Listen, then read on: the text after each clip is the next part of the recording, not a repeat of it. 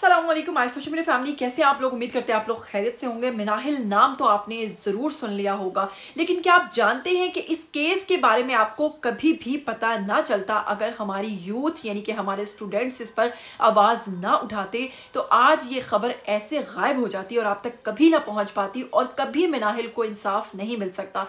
असल में ये मिनाहिल लड़की कौन है, इसके साथ क्या वाकया पेश आया, सोशल मीडिया पर स्टूडेंट्स जो हैं वो इसके लिए इतनी ज्यादा आवाज क्यों उठा रहे हैं, आखिर ऐसा क्या हुआ मुल्तान की एग्रीकल्चर यूनिवर्सिटी के अंदर इस तालिबा के साथ जिसको छुपाने के लिए उनकी इंतजामिया ने ताहतन कोशिश की, लेकिन उसके बावजूद वो इसको छुपाने में नाकाम रहे और साथ में उसके वालिद जो है उन्हें किस चीज के लिए उकसाया जाता रहा कि आप इस चीज पर साइन कीजिए, क्योंकि अगर आप साइन नहीं करेंगे तो यकीनन आप इस केस के हवाले से आवाज उठा सकते हैं। तो उनके वालिद की आवाज को दबाने के लिए किन किन तरीकों की कोशिशें की गई, लेकिन अगर बात वहीं पर आकर रुकती है कि हमारी यूथ यानी कि स्टूडेंट्स जो हैं वो आवाज ना उठाते और प्लस ये कि सोशल मीडिया पर ये चीज इतनी ज्यादा वायरल ना होती, तो यकीन मानिए इस लड़की को कभी इंसाफ नहीं मिल सकता।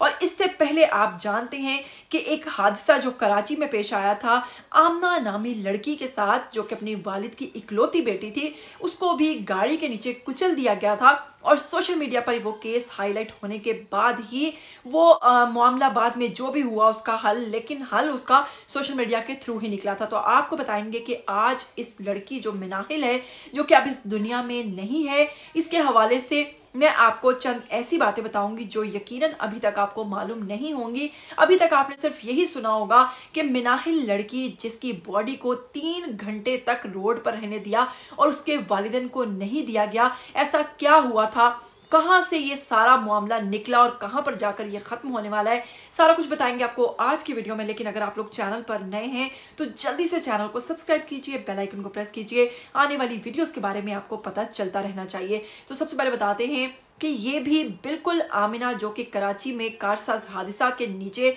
कुचली गई थी, उस गाड़ी के नीचे आमिना नामी लड़की जो कि अपने वालिदैन की इकलौती बेटी थी, बिल्कुल उसी तरह हूबहू एक और लड़की जनाब गाड़ी के नीचे कुचल दी गई दिन दिहाड़े।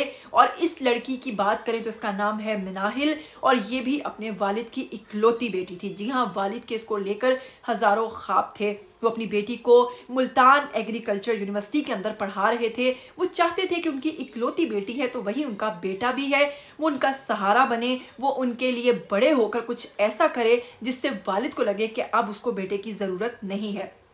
बेटी जो है वो ताहतन कोशिश कर रही थी अपने हालात को बेहतर करने के लिए। मिडिल क्लास फैमिली से उसका ताल्लुक है, सेमेस्टर 4 की तालिबा थी और मुल्तान एग्रीकल्चर यूनिवर्सिटी के अंदर पढ़ती थी। और क्योंकि कोई बड़ा भाई नहीं था, वालिद अपने काम के हवाले से मसरूफ होते थे, तो ये लड़की खुद ड्राइव करती थी और बाइक पर जाती थी। हर कोई गाड़ी नहीं खरीद सकता है, ऐसे में अगर लड़कियां बाइक स्कूटी चलाती हैं तो वेल डन, उनको सपोर्ट करना चाहिए, ना कि लड़कों को चाहिए कि वो ऐसी लड़कियों को हरासा करे जो अपने घर की, जो कह लीजिए कि अपने घर की ऑल इन ऑल होती हैं, जो बेचारी घरों से सिर्फ इसलिए निकलती हैं कि सर पर ना तो कोई मर्द है ना कोई बड़ा भाई है।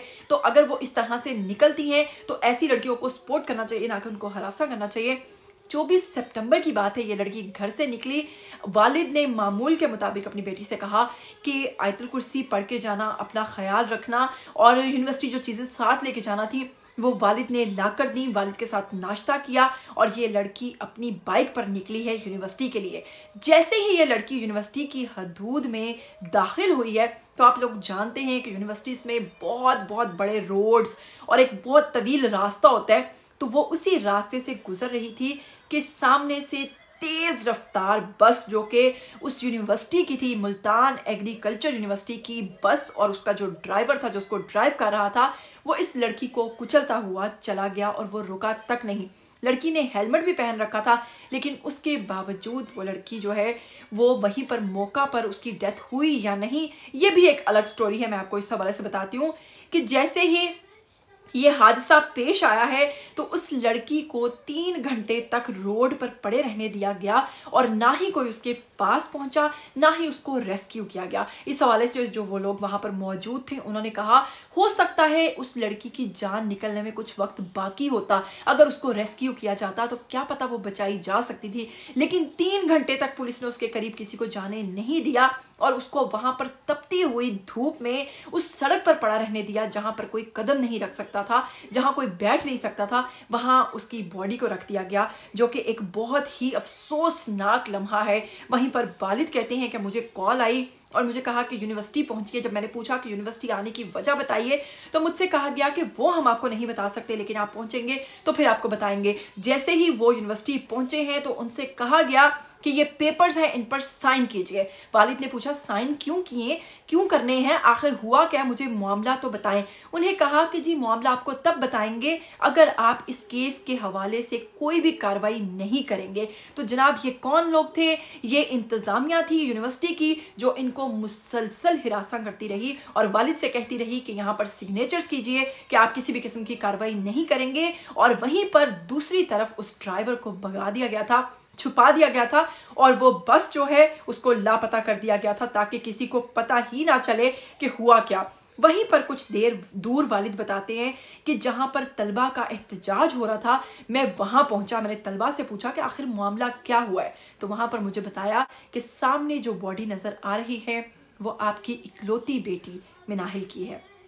वालिद के दिल पर क्या गुजरी होगी कि जिसका इकलौता सहारा उसने देखा कि उसी यूनिवर्सिटी में जहां वो अपनी जिंदगी बनाने आ रहा था, उसको वहीं पर कुचल दिया गया है। वालिद की आंखों में आंसू और वालिद को समझ नहीं आ रही थी कि अंदर जो मेरे साथ गेम खेली जा रही थी कि असल में मुझसे साइन करवाने की कोशिश की जा रही थी, यानी कि ड्राइवर को भगाने और ड्राइवर को बचाने के लिए तमाम इंतजाम किए जा रहे थे। लेकिन ये मामला खामोशी से ख़त्म हो सकता था, ये मामला कभी भी मीडिया पर ना आता, आप लोगों तक ना पहुंचता।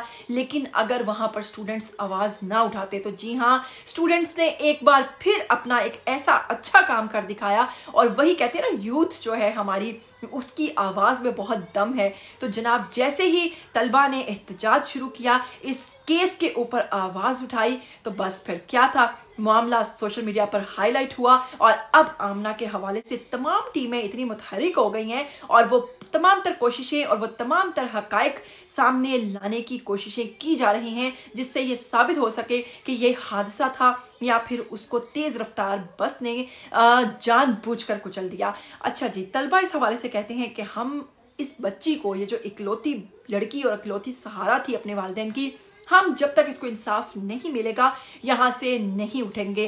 फिलहाल यूनिवर्सिटी को कुछ रोज़ के लिए बंद कर दिया गया है, क्योंकि वो लोग जानते हैं कि तलबा यहाँ पर कुछ नुकसान ना करें, कोई तोड़ फोड़ ना हो, तो यूनिवर्सिटी को वक्ती तौर पर बंद कर दिया गया है। लेकिन सभी इस वक्त justice for Amina, justice for Minahil, justice for Amina के हवाले से आवाज़ें लगा रहे हैं। उस बेचारी के साथ तो जो हुआ आप लोगों ने देखा कि उन्होंने पैसे लेकर इस केस को रफा दफा कर दिया। और इसी तरह अभी इनके केस में क्या होता है, क्या इनको भी ऐसे ही किसी भारी मुआवजे की ऑफर की जाती है और ये उसको एक्सेप्ट करके इस केस को दबा देते हैं, या फिर ये बाप जो है अपनी बेटी के लिए इंसाफ लेने में कामयाब होता है या नहीं। लेकिन आप लोग इसी तरह आवाज़ उठाते रहिए, क्योंकि आप जितना ज़्यादा इस केस के ऊपर बात करेंगे, जितना ज़्यादा इस केस को हाईलाइट करेंगे, उतनी जल्द इस केस में मज़ीद पेशरफ्त होगी। मुझे दीजिएगा इजाज़त, फिर मिलेंगे। टिल देन टेक केयर, अल्लाह हाफिज़।